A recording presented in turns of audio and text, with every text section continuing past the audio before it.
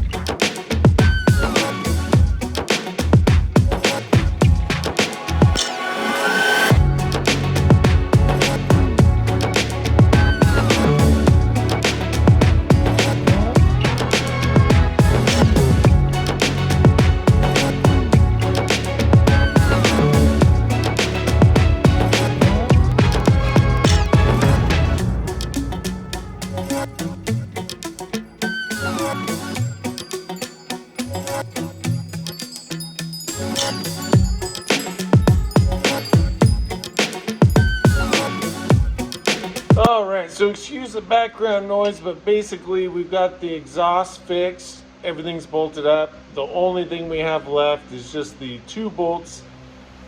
They hold the clutch linkage on the top side on the frame rail. So we just gotta fix that.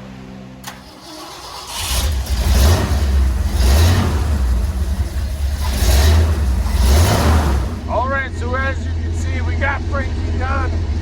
Really happy about it, and now Frankie's back up to par, baby. Boom, baby.